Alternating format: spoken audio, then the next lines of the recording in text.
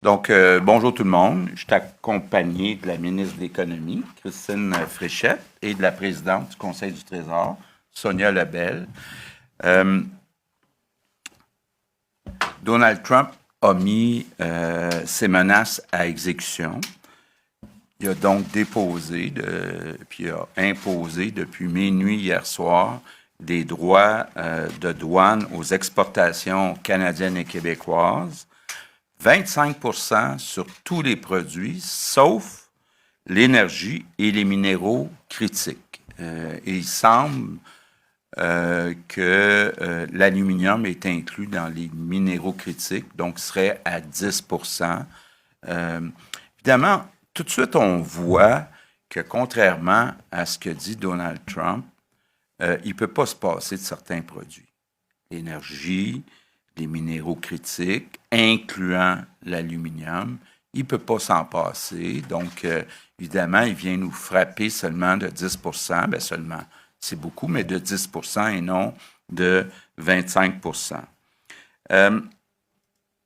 Ces tarifs, c'est clair, vont faire mal aux Québécois, mal aux Canadiens, mais aussi mal aux Américains. C'est important que tout le monde comprenne qu'on s'embarque dans quelque chose qui est gros. Parlons d'abord du Québec. On estime que sur 6 mois, si ces tarifs-là restent en place, on pourrait perdre jusqu'à 100 000 emplois au Québec. Et si les tarifs restent sur 12 mois, on pourrait perdre 160 000 emplois au total. Donc, évidemment, c'est un coup qui est dur. Et devant cette attaque injustifiée, il faut garder la tête froide. Mais je veux passer un message clair aux Québécois. On ne va pas se laisser faire, on ne va pas se laisser intimider et c'est le temps de se retrousser les manches ensemble, tous les Québécois, pour passer au travers. Ça va être une période qui est dure, mais je suis convaincu qu'on est capable de passer au travers, même en sortir plus fort. Au gouvernement, depuis des mois, Christine et moi, on rencontre des entreprises, des travailleurs, pour voir comment on peut aider à protéger les travailleurs, protéger le plus possible les entreprises. Ce matin, on a eu un conseil des ministres spécial. On a adopté un programme qui va s'appeler Frontières, un nouveau programme, puis je vais laisser tantôt Christine Fréchette vous l'expliquer. Mais essentiellement, c'est pour aider les entreprises à avoir des liquidités pour passer au travers à court terme. Je veux aussi en profiter aujourd'hui pour lancer un appel à toutes les entreprises, à tous les entrepreneurs au Québec. Si vous avez des projets de développement, des projets de diversification, c'est le temps ou jamais de venir voir Investissement Québec. Vous savez, depuis 6 ans, on a beaucoup utilisé Investissement Québec. On a augmenté les interventions annuelles chez Investissement Québec de 81 mais notre objectif, c'est d'aller encore plus loin. On a besoin de diversifier notre économie, d'être moins dépendant des États-Unis. Donc, on a besoin de vos projets. Puis tous les bons projets vont être regardés par Investissement Québec. Puis notre objectif, c'est rien de moins que de dire ce qu'on a fait depuis 6 ans, on a réussi à battre la croissance économique par habitant du reste du Canada, battre l'augmentation des salaires moyens, du revenu disponible moyen, l'augmentation de la productivité du reste du Canada, il faut en faire encore plus. Puis il faut continuer d'avoir une meilleure performance que le reste du Canada dans les années qui viennent. C'est quelque chose qu'on est capable de faire. On a des outils au Québec que le reste du Canada n'a pas. Puis, je vous parle d'abord d'Investissement Québec. Beaucoup de gens dans le reste du Canada, dans les autres provinces, rêveraient d'avoir un outil comme Investissement Québec qui est dédié juste aux projets dans la province, dans l'État du Québec.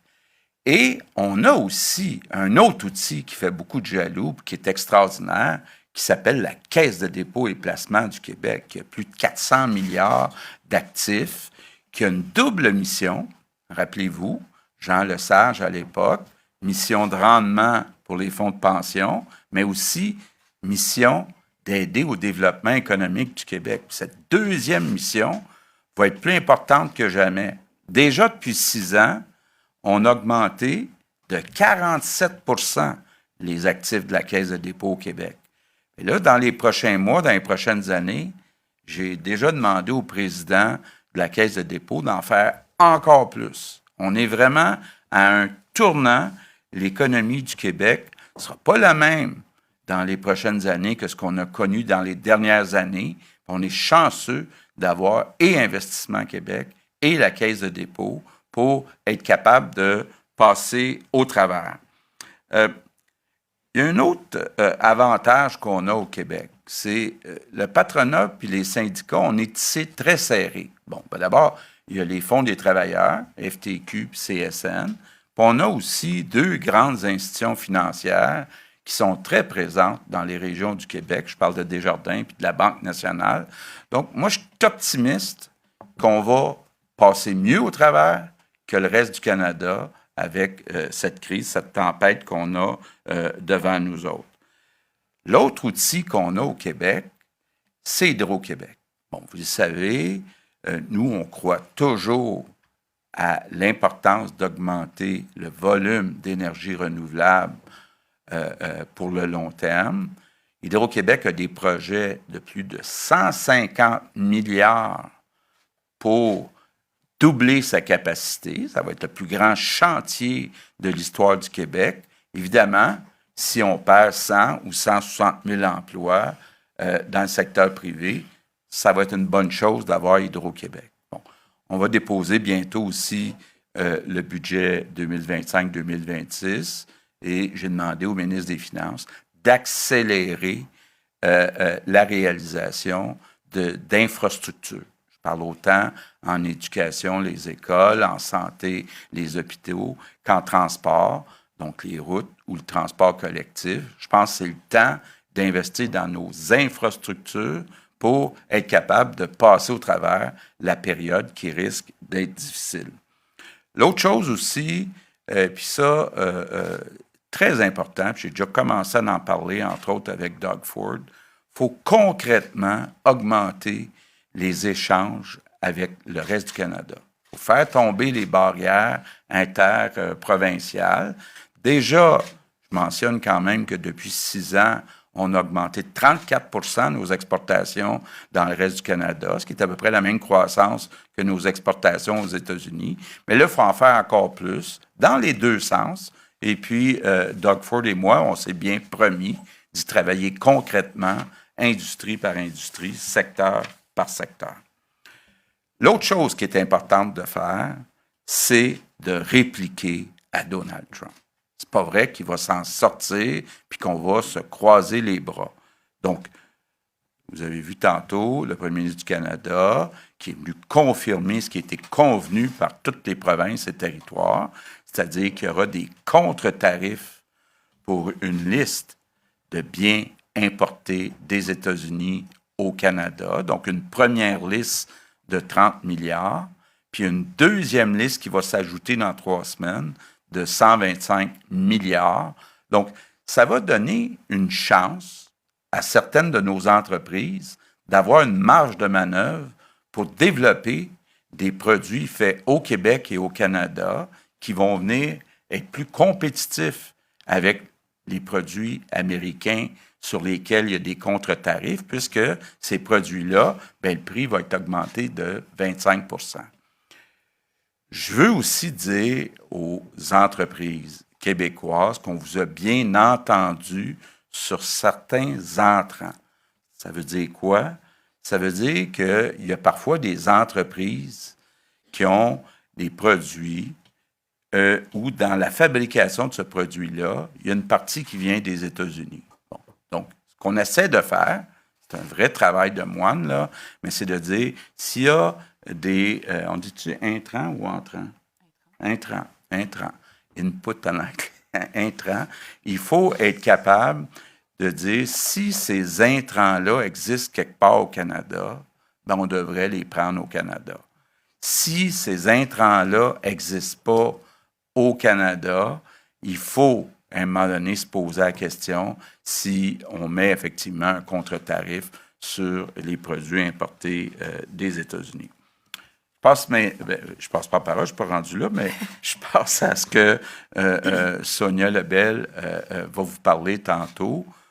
J'ai demandé à Sonia Lebel, dans nos approvisionnements et nos appels d'offres, de pénaliser, je dis ça entre guillemets, les entreprises américaines. Donc, elle va vous expliquer comment on va le faire, mais évidemment, on veut donner le moins de contrats d'approvisionnement, où on veut les laisser gagner le moins d'appels d'offres possible dans l'avenir avec ce qu'on voit aujourd'hui.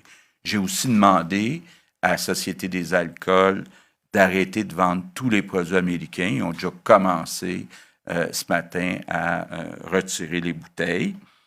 Maintenant, j'invite aussi tous les Québécois, toutes les entreprises, toutes les municipalités, toutes les organisations, dans la mesure du possible, d'acheter des produits québécois. C'est la meilleure façon qu'on peut sauver un certain nombre d'emplois des Québécois. Finalement, je termine en vous disant qu'à plus long terme, on souhaite toujours, idéalement, avoir une entente avec Donald Trump, être capable de recommencer à avoir accès à cet énorme marché de 335 millions. Là, il faut bien se comprendre, au Québec, on est 9 millions. Au Canada, on est 41 millions, mais aux États-Unis, il y a 335 millions de personnes.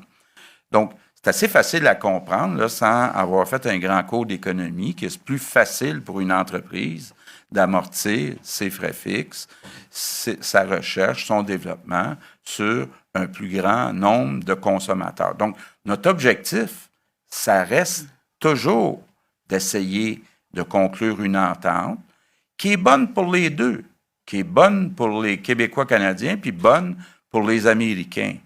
Évidemment, on va voir ce qui se passe au cours des prochains jours, des prochaines semaines. J'ai eu la chance, puis plusieurs de notre gouvernement ont eu la chance de parler avec des élus américains, démocrates ou républicains, avec des grandes entreprises américaines. Puis il y a beaucoup d'inquiétudes du côté américain. D'abord, beaucoup d'inquiétudes que le 25 de tarifs viennent repartir l'inflation puis les taux d'intérêt aux États-Unis. Puis deuxièmement, que des entreprises américaines soient pénalisées parce que les intrants qu'ils recevaient du Canada vont maintenant coûter 25 plus cher. Donc, il y aura un impact. On risque de le voir même sur le marché boursier.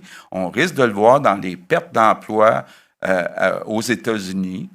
On comprend là, que M. Trump, à long terme, espère peut-être remplacer des emplois, mais on ne peut pas ouvrir des usines du jour au lendemain aux États-Unis. Le meilleur exemple, c'est l'aluminium. Je m'excuse de revenir avec cet exemple-là, mais les États-Unis produisent seulement 14 de leur aluminium. Le Québec leur en fournit 60 de leurs besoins. Ça prend 4-5 ans bâtir une aluminerie, puis ça prend de l'énergie qu'ils n'ont pas. Donc, c'est pour ça que je ne suis pas surpris de voir que M. Trump semble avoir reculé pour mettre des tarifs à 10 sur l'aluminium, parce qu'il ne peut pas se passer de notre aluminium. Puis en plus, bien, il y a une partie de cet aluminium-là qui est bien destiné pour certains produits, comme le F-150 chez Ford. Ils ne peuvent pas du jour au lendemain prendre de l'aluminium ailleurs. Donc, moi, je garde espoir que Donald Trump va revenir à la réalité, va se rendre compte que sa stratégie est mauvaise pour les Américains, et bien, on espère qu'il va venir éventuellement s'asseoir à la table pour conclure une entente gagnant-gagnant. Mais pour l'instant, je vais être très clair, là, on va utiliser tous les leviers disponibles pour passer au travers, pour aussi envoyer un message clair à Donald Trump. Puis je suis convaincu qu'en bout de ligne, peu importe ce que fera M. Trump dans les 4 prochaines années, je suis convaincu que le Québec va sortir de tout ça plus fort, avec une nouvelle économie qui est plus diversifiée, qui est plus résistante.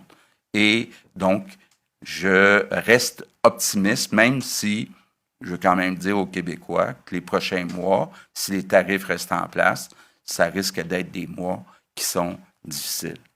Je passe maintenant la parole à la ministre de l'Économie, Christine Fréchette.